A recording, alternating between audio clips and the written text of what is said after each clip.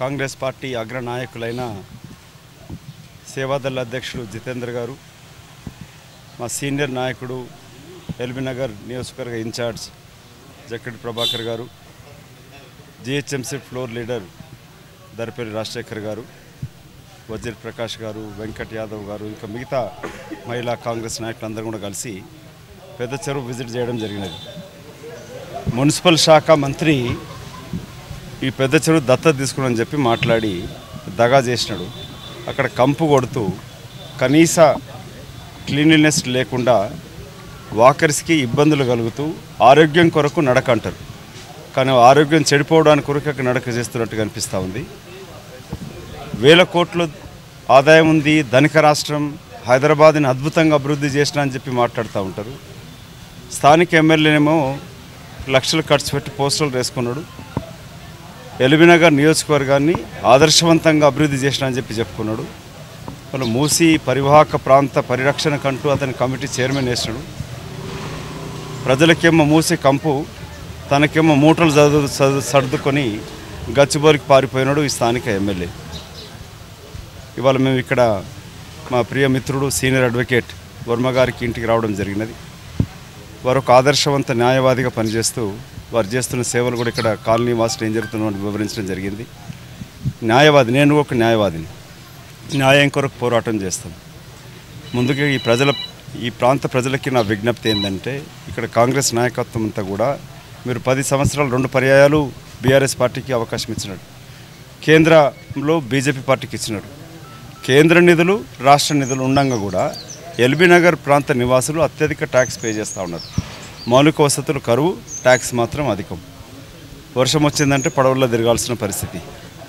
మరి పెద్ద చెరువు ఒక నిదర్శనం. మేము ప్రభాకర్, నేను గిట్ట కలిసి సెల్ఫీ దిగి పెట్టినాం. మా ట్విట్టర్లో ఉన్నాడు ఈ రాష్ట్ర మంత్రి, ట్విట్టర్లో చాలా పేకుతూ ఉంటాడు. మొన్న ఎల్బీనగర్కి వచ్చి స్థానిక ఎమ్మెల్యే గురించి 45 నిమిషాలు మాట్లాడినాడు. నా గురించి ఏదో మాట్లాడుతూ గల్లీలు తెలుసు అని చెప్పి మాట్లాడినాడు. ఒరే తమ్మి, నువ్వు మంత్రిగా ఉన్నావు, పురపాలక శాఖ మంత్రిగా ఉన్నావు, నా సంగతి ఏం తెలుసు అనేది ఇవాళ నీకు ట్విట్టర్లో పంపిస్తూ ఉన్నా. నువ్వు దత్తత తీసుకున్న చెరువు ఎలాగున్నదో ఒకసారి చూడు. నువ్వు మాత్రం ప్రైవేట్ విమానాల్లో తిరుగు, మీ పిల్లలేమో విదేశాలు చదువుకోవాలి. ఇక్కడ నివసిస్తున్న ప్రజలు మాత్రం మురికి కంపలు లోనై చిన్నపిల్లల ఆరోగ్యం చెడిపోయి తల్లిదండ్రులు లంగ్స్ క్యాన్సర్స్ తోటి లేక మిగతా ఇబ్బందులకు గురవుతూ మేము బతకాలి. నువ్వు మాత్రం ప్రైవేట్ విల్లాలు కట్టుకొని నీ ఎమ్మెల్యే కూడా ఇక్కడ దోసుకొని చాలక ఇక్కడి నుంచి పారిపోయి ప్రైవేట్ విల్లా కట్టుకొని ఉంటాడు. ప్రజలు మాత్రం కష్టాలలో బతకాలి, మురికి వాళ్ళలో బతకాలి.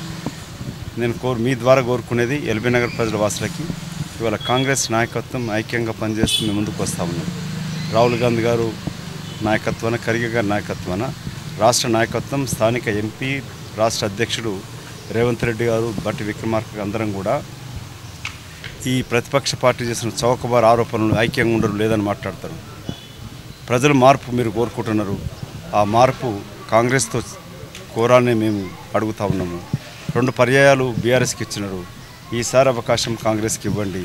మార్పు కొరకు నడవండి, మార్పు కొరకు పరిగెత్తండి. ఆ మార్పులో చేయితో చేయి కలపండి. మీ కొరకై వస్తున్న నన్ను మీ యొక్క కుటుంబ సభ్యుడిగా ఆదరించి ఆశీర్వదించి ఎన్నుకోవాలని కూడా విజ్ఞప్తి చేస్తాము. ఎన్నికల సమయంలో కాంగ్రెస్ నాయకులపైన మేము మొదటి నుంచి చెప్తా ఉన్నాం కదా, బీజేపీ అంటే విస్తదార్ సమితి, బీజేపీ బీఆర్ఎస్ 2 కూడా ఒకటే అని చెప్తా ఉన్నాం. ఇవాళ బీజేపీ బీఆర్ఎస్ కలిసి ఎక్కడెక్కడైతే కాంగ్రెస్ నాయకులు గెలిచే అవకాశాలు ఉన్నాయో న్యాయపరంగా వ్యాపారాలు చేస్తున్న వాళ్ళపైన ఐటీ దాడులు చేస్తూ ఉన్నారు. ఇది దాని చక్కటి నిదర్శనం. ఈరోజు ఐటీ దాడులు కాంగ్రెస్ నాయకులపైన. నిన్న ఈ స్థానిక ఎమ్మెల్యే మా కాంగ్రెస్ పార్టీ ఆశయాలను గుర్తించి తరతరాలుగా తండ్రి తాత నుంచి కాంగ్రెస్ సపోర్ట్ చేస్తూ రాకిల్ కాలనీ అధ్యక్షుడు జైపాల్ రెడ్డి గారు, కాంగ్రెస్ పార్టీ కృపాకర్ రెడ్డి గారు వస్తే దమ్ము ధైర్యం లేక ఇంకోరు ఫోన్ తోటి ఎమ్మెల్యే బెదిరిస్తూ ఉన్నాడు. నువ్వు 3 గంటలప్పుడు తిరిగి రావాలని చెప్పి మాట్లాడుతూ ఉన్నాడు. కబడ్దారని చెప్తా ఉన్నాం ఎమ్మెల్యే గారికి. రాజకీయాలు శాశ్వతం కాదు, రాజకీయాల్లో భేదాభిప్రాయాలు ఉండొచ్చు, ఇక్కడున్న ప్రతి ఓటర్కి వాళ్ళ హక్కు ఉంది, వాళ్ళకి స్వేచ్ఛ ఉన్నది. పోయినసారి నీకు చేసినాడు. కాంగ్రెస్ పార్టీని తరతరాలుగా తాతల తండ్రి కాలం నుంచి కూడా మద్దతు ఇస్తూ ఉన్నారు. నీ బెదిరింపులకో నువ్వు వంపే పోలీసు నీ ఏజెంట్తో భయపడి వస్తారనుకుంటే నీ పొరపాటు. ఎలక్షన్స్ వచ్చినప్పుడు కాళ్ళు మొక్కి కడుక్కుంటూ ఇవాళ బెదిరిస్తున్నాం అంటే ఓటమి భయం పట్టుకుంది. ఉదయమే నా సోదరుడు ప్రభాకర్ రెడ్డి చెప్పినాడు, ఎన్ని నోట్లు వస్తే చెప్తాడు మళ్ళొకసారి, ఆయన పరిస్థితి ఏముందని తెలుస్తుంది. ఆ ఫ్రస్ట్రేషన్లో ఇలాంటివి చేస్తూ ఉన్నాడు. దీని ఎలక్షన్ కమిషన్కి డీజీపీకి కూడా మాట్లాడతాను. ఇక్కడున్న పోలీసులు పక్షపాతంగా వివరిస్తే వాళ్ళని వెంటనే ఎలక్షన్ కమిషన్ చెప్పి ఇక్కడి నుంచి ట్రాన్స్ఫర్ కూడా చేయిస్తాం.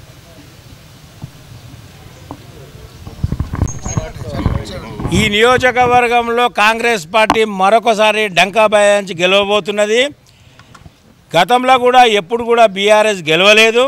2 పర్యాయాల ప్రజా వ్యతిరేకత విపరీతంగా ఉంది.